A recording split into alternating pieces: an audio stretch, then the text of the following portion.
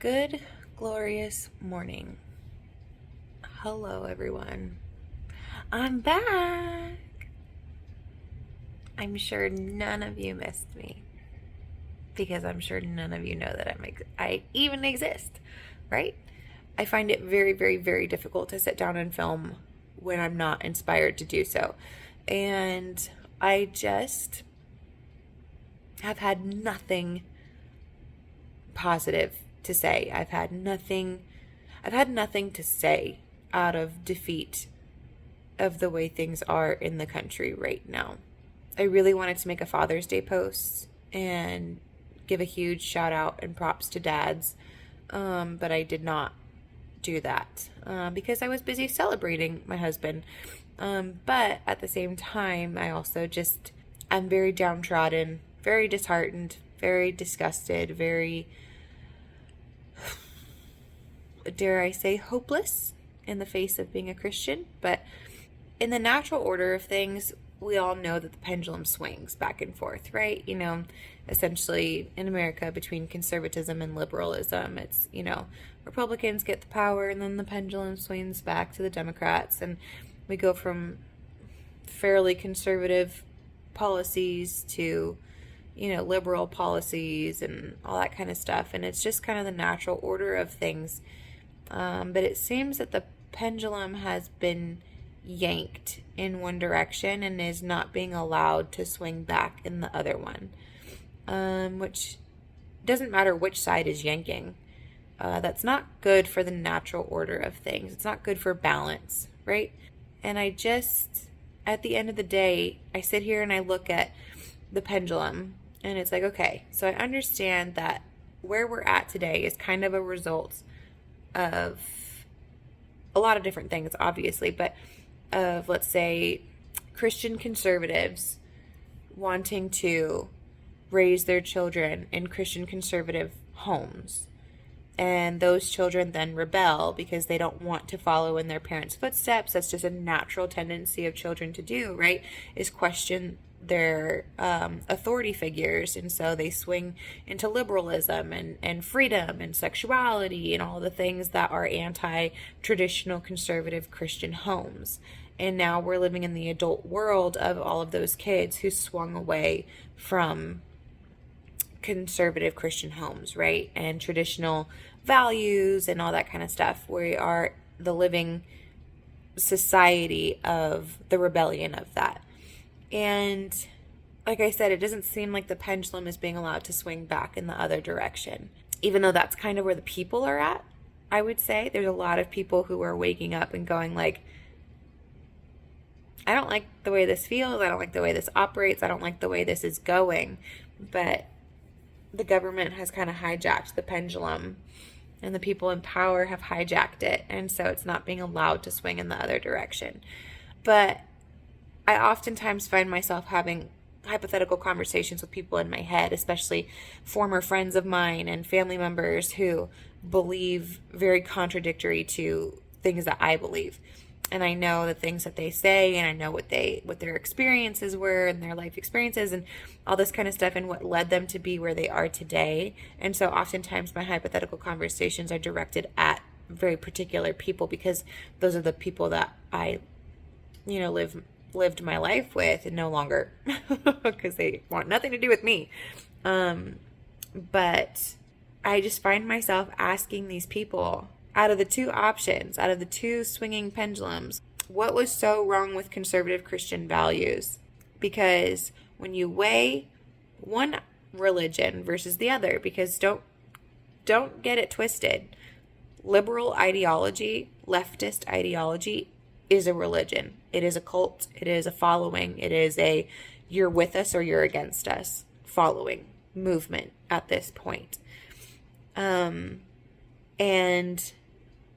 when you weigh them against each other, of how one is just so hateful and the other one's just so accepting, when you break it down, what was so wrong with loving God, loving your neighbor, loving your family, loving your spouse, not having sex before marriage, having kids, and raising kids to be good people.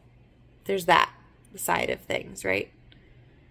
Not to say that anyone does that perfectly, but that's the ideology in a nutshell, is to love the Lord, love your neighbors, love your family, love your friends, love your family, love your kids, love your spouse, treat each other well, follow the 10 Commandments, which are basically just be nice to each other and don't do things that are going to harm yourself. So there's that ideology when you break it down. And then the leftist ideology, which says essentially the opposite. Your parents suck. Serve yourself. Don't serve your spouse. Don't have kids. Chop your genitals off and mutilate your body if you're not happy with it. Be fat and happy and live a very short life, a physically painful life.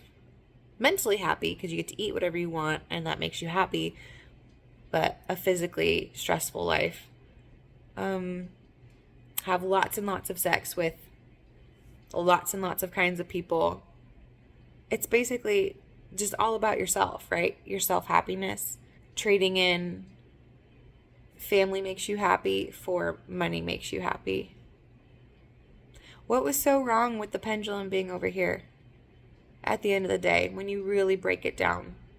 Not to say that Christians don't get themselves into a lot of trouble because they can do it wrong.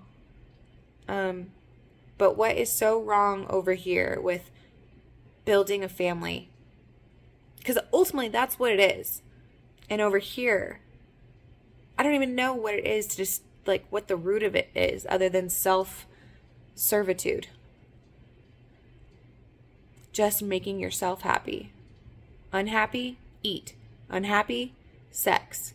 Unhappy, change your gender. Unhappy, blame someone else. If you're black, blame white people. If you're a woman, blame men. What is it over here that is just so great? It preaches all of these really great virtues of tolerance, acceptance, diversity, which I don't understand how diversity just in and of itself is like some awesome virtue. It's just a thing. Love, they preach all of these things over here, but where is it in the fruit? Because I don't see it. The things that these trees are bearing doesn't resemble fruit of love, fruit of tolerance. It is hatred of others and self-loathing, and you're not building anything. You're not sustaining anything. It's all about the self. And the self dies, y'all. There's no longevity to leftism. And I made that short about it a couple weeks ago. About how all leftist roads eventually lead to death. And not just death of like the individual who follows it, but death of their bloodline. There's no longevity to leftism. There's no sustainability, which is hilarious because that's what they preach. Sustainability. But the heart of it, the soul of it, the brain of it, they don't lead anywhere. They're all dead ends. For you. For other people, not so much. Big pharma, the government, people in power, they get to leech off of your money and your votes and all of those things for a long, long time. There's a lot of longevity involved for the people who are the puppet masters, but not for the individual who is subscribed to leftist ideology. And when you break it down piece by piece, just follow it through. If you're a leftist, follow your ideology through to the end. Whatever facet of ideology, of the leftist ideology you really subscribe to, or multiple facets of it, follow each of those roads to the end. And where do they lead you? Because I can't think of a singular one that leads you to a good place, like an actual fulfilling, sustainable, long-lived place. It's all short-term happiness. It's all instant gratification. Whereas over here, You're building a family. You're elongating your bloodline and sitting in it while you're alive, enjoying it. Not to say that everyone is blessed with a wonderful family. You have to you have to work at it. And we're so far removed from family values and putting the family first and loving each other, like that we're so far removed from that the idea of family to most young people makes them scoff because they're like, family? What family? I know, because the government destroyed it. But you can't deny our roots and what we're all built to do at the end of the day as humans, which is survive and procreate in family units. What was so wrong with family values? Look at where we are now. And then the pendulum is not being allowed to swing back to family values. The government is literally coming for our kids. Biden said that just recently. They're not your kids, they're our kids. They belong to us. No, they don't. No, children belong to the family, not to the government. And if you aren't seeing the warning signs of communism, which, I mean, there are, like, if there were alarms of communism existing in the country, they're already sounding. They're off. They're going off because it's here. It's here, ladies and gentlemen. You aren't allowed to disagree with the government's ideology of anything, really. But, for example, you are not allowed to disagree with LGBTQIA plus ABCDEFG. You are not allowed to have a different opinion. If you do, you are censored. You're kicked off platforms. You're fired. You're exiled from families. You can lose your job, your livelihood. People continue to lose their jobs because they have a different opinion. It's not good, y'all. Yeah, that's just the question that just keeps rolling through my mind. I'm sorry, this is like not an exciting video. I don't have a very concise thing that I want to say. I just keep wondering to myself, what was so wrong with family values? What was so wrong with waiting for marriage? Because that's what sex is for, is to procreate. And if you're having sex with multiple people, there's a chance you're going to get pregnant with someone that you're not going to spend the rest of your life with, and that is unbelievably complicated and scary. What is so wrong with waiting, being virgins until you get married? What is so wrong with that? What is so horrible and controlling and awful about that? Look at where we are now. And I just don't have a lot to say. I mean, I have a lot. I think a lot. I have a lot going on in my head that I'm too disheartened to verbalize. Because I feel like once you've aligned yourself on the left, at this point, if you are still on the left, after seeing detransition story after detransition story, and you're still bending language, giving up pronouns to make someone else feel good, or doing it for yourself. If you're still 100% on board with leftist ideology and completely hating people on the right, or people in the middle, or people who just simply agree with different facets of different things than you do, or don't agree with different facets of things that you don't, or whatever it may be, if you're still 100% a leftist in 2023, which I know plenty of people who are, the leftist ideology says jump and they say how high. I just don't understand. I don't understand why people aren't asking questions and aren't concerned with the government overreach and aren't concerned with things like inflation. They don't like it. They don't like paying more money for gas and food and clothes and literally everything, but they're willing to suffer in poverty for the sake of their virtues. They're not going to vote any differently in the future. They're not going to vote for people who are going to try and wrangle the economy and wrangle foreign policy and figure out how to take care of the country and take care of its infrastructure and its economy and things like that. They're not going to vote differently because they'd rather vote against themselves in their daily lives than admit that they were wrong. And that's terrifying. And it doesn't mean that you're wrong about your ideology, but it does mean that you are wrong about the people in power in government. And it should not be any skin off your back to vote for policies that benefit your pocketbook, because at the end of the day, you're working every single day just to survive. And if your government isn't making that any easier on you and you're still willing to vote for them, like I just don't understand it. I just don't. Virtue signaling is not real life. Inflation is real life. Government spending in World War III is real life. Dead Ukrainians is real life. Dead Russians is real life. All being funded by America. Because you guys voted them into power. Because you guys didn't want Orange Man bad. Because Orange Man bad is an imperfect person. And a very unlikable person, aside from his White House policies. And don't get me wrong, I'm not a Trumper. I don't want Trump back. He's too broken.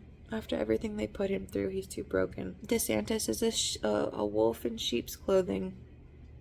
I think he's got a good heart. I think he went into politics for the right reasons, but I think he already got swooped up by the deep state. Slim pickings, y'all.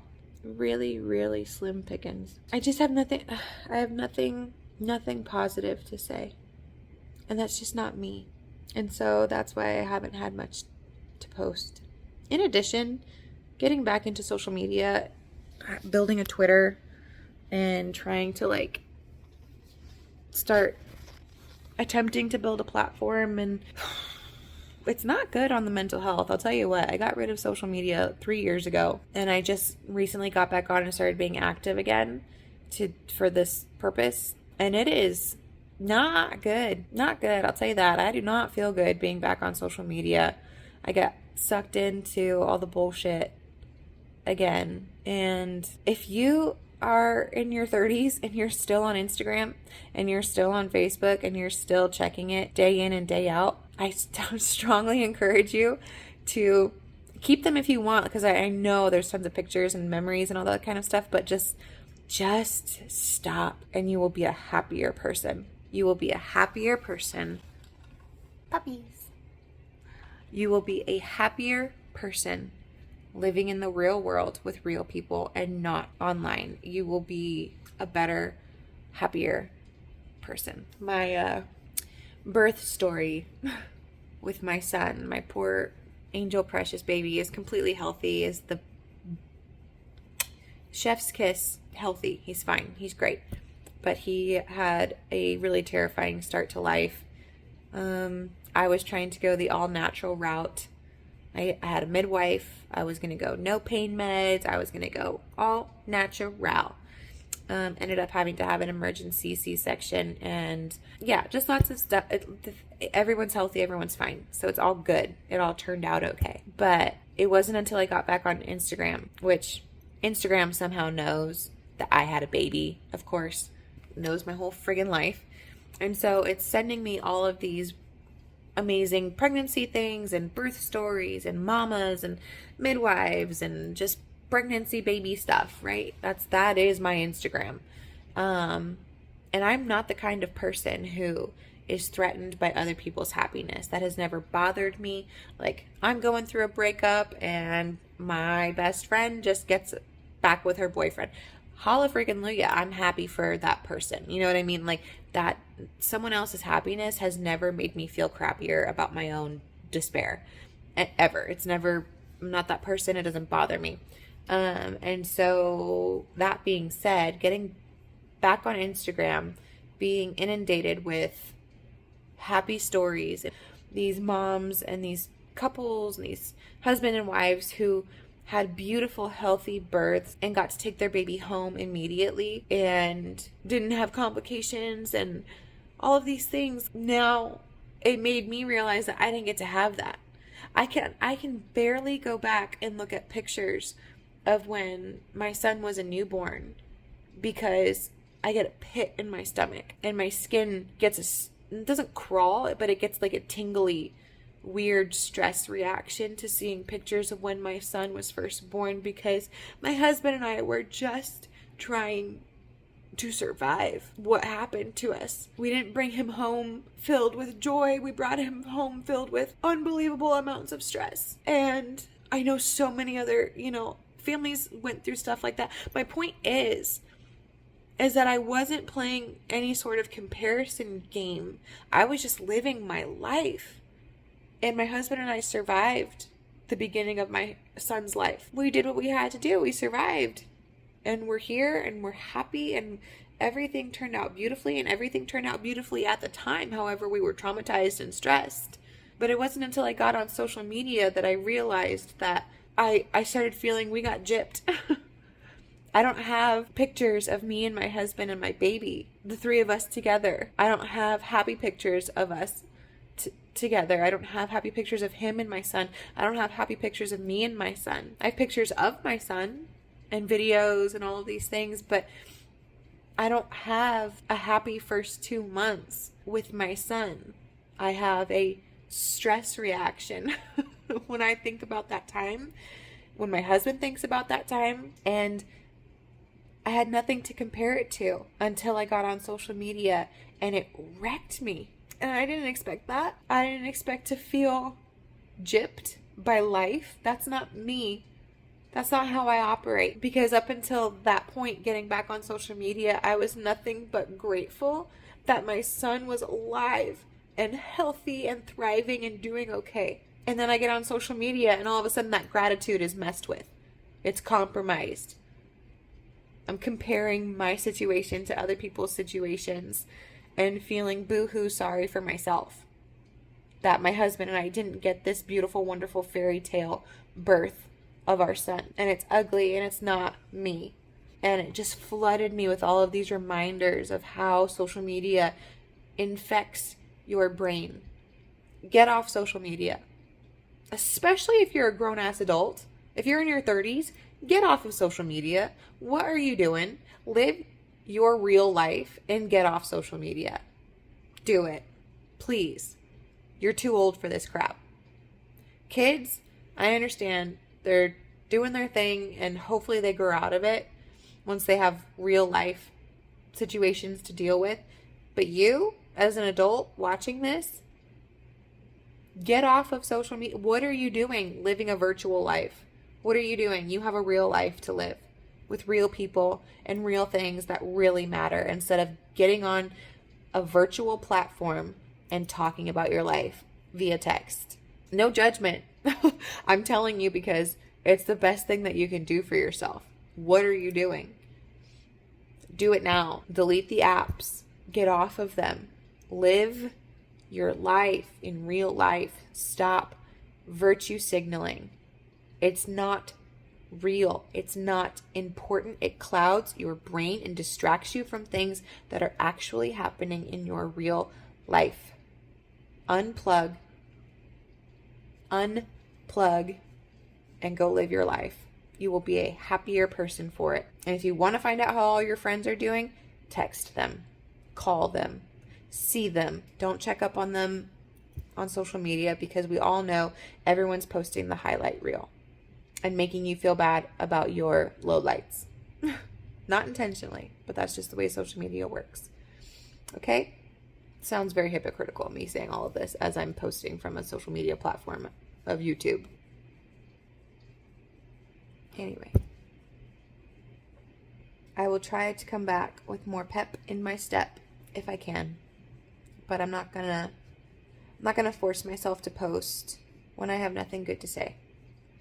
Because this whole mess, this 40-minute mess, which is gonna hopefully be condensed significantly down, but this whole 40-minute mess that I've just talked, it's too much. It's too negative. The world is enough of a mess as it is without me just spewing nonsensical thoughts and opinions that don't serve a purpose. So I'll see you again soon. Drink your water, take your vitamins, eat whole foods, be kind to each other, and get off social media. All right? I love you. I really do.